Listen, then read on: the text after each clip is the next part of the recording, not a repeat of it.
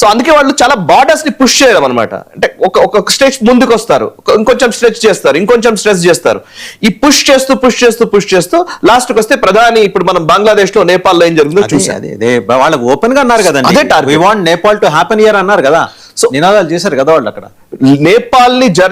నేపాల్ తరహా దాడులు చేయాలని వాళ్ళు అనుకుంటున్నారు కదా.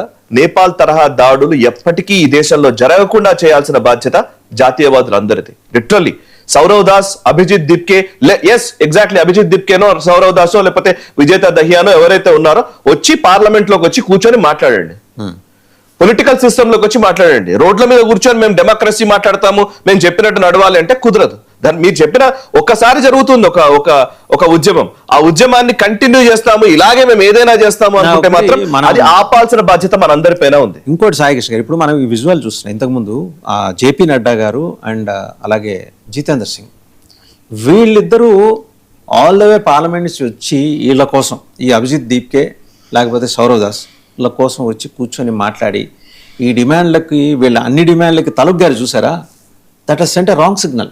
ఖచ్చితంగా వాళ్ళు ఏ కెపాసిటీలో వాళ్ళు వచ్చారు అక్కడికి, వాళ్ళు అడుగుతున్న అసలు ఏమాత్రం సమంజసం కాని డిమాండ్స్ ఏంటి, వాటిని అక్కడే జల్లెడ పట్టాల్సిన వాళ్ళు ఎందుకు మొత్తం మోసుకెళ్లారు, ఇది దేశం అడుగుతుంది ఈరోజు. మీరు అన్నారు చూసారా, జాతీయవాదులు అడుగుతున్నారు వాళ్ళు. ఎగ్జాక్ట్లీ ఇప్పుడు అడగాలి సార్. అంటే ఇప్పుడు పార్లమెంట్ అంటే ఈవెన్ జేపీ నడ్డా కానీ లేకపోతే జితేంద్ర సింగ్ కానీ వాళ్ళు వచ్చి నిజంగా చెప్పాలంటే వాళ్ళు వాళ్ళ పెద్దరికాన్ని నిలుపుకునే విధంగా వచ్చి వాళ్ళు ఏదో మాట్లాడారు. మీరు అబ్జర్వ్ చేసి చూడండి, లాస్ట్ 2 రోజుల నుంచి గమనిస్తున్నాం కదా మనం.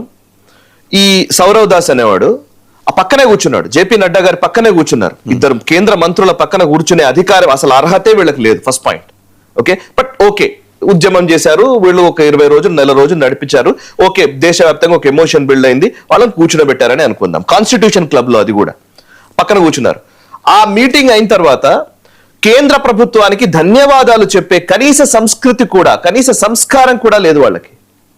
అండ్ అది కాక రాత్రిపూట వీళ్ళు పార్టీ చేసుకుంటూ సౌరవ్ దాస్ అనేవాడు మొత్తం యంగ్స్టర్స్ అందరు కలిసి పార్టీ చేసుకుంటూ సెల్ఫీ వీడియో తీసుకొని నరేంద్ర మోదీ గారిని వెకిలిగా హాయ్ ఫ్రెండ్స్ అని మాట్లాడతారు. అంటే హిందీ వచ్చిన వాడు ఇంగ్లీష్ ప్యూర్ యాక్సెంట్ లో మాట్లాడితేనే లెక్కన. సో అంటే ఏంటి, ఎవరిని అవమానిస్తున్నారు? ఇంగ్లీష్ రాని వాళ్ళందరూ ఈ రోజు దేశంలో ఉన్న వాళ్ళందరూ వాళ్ళు పనికి రాకుండా మనం మాట్లాడుతున్నారా? ప్రధానమంత్రిని మీరు ట్రోల్ చేస్తారా? అంటే మీకు ఏ అధికారం ఇచ్చారు? ఎవరిచ్చారా అధికారము? అంటే ఒక నెల రోజులు ఉద్యమం చేసేసి అయిపోయింది మేము ఇంకా హీరోలం అనుకుంటే అది పొరపాటు. ఇట్లాంటి హీరోలు చాలా మంది వచ్చి వెళ్ళిపోయారు. హార్దిక్ పటేల్, జిగ్నేష్ మేవాని, కన్హయ్య కుమార్, ఉమర్ ఖాలిద్, షార్జిల్ ఇమాం. ఇంకొంచెం వెనక్కెళ్ళండి, లెక్కలు బోలెడంత మంది ఉన్నారు. ఆ లెక్కలు ఇంకా చాలా పెద్దవి. సో ఉద్యమానికి ఒక నిబద్ధత ఉంటుంది, ఒక పద్ధతి ఉంటుంది.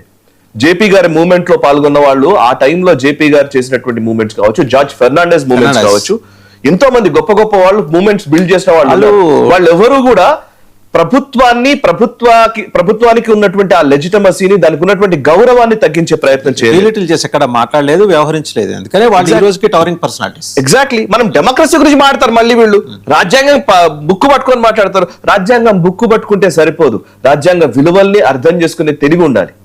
అండ్ నిజంగా చెప్తున్నాను, ఇది చాలా సీరియస్ అంశం సార్, ఇది ఉట్టి విషయం కాదు ఇది. అంటే అందరం మనం చాలా గ్లోరిఫై చేస్తున్నారు. ఇప్పుడు ఈవెన్ భారతదేశంలో మన దగ్గర కూడా, మన తెలుగు రాష్ట్రాల్లో కూడా సిజేపీ ప్రొటెస్ట్, దీన్ని చాలా గ్లోరిఫికేషన్ జరుగుతోంది. ఇంతకుముందు ఇట్లనే మావోయిస్టులను గ్లోరిఫై చేశారు. ఏం జరిగింది? ఈ దేశం నష్టపోయింది. ఇవాళ ఈ బొద్దింకల్ని గ్లోరిఫై చేసే పని చేస్తే ఇంకా 20 ఏళ్ళు వెనక్కి వెళ్తాం మనం. ఈ రిగ్రెసివ్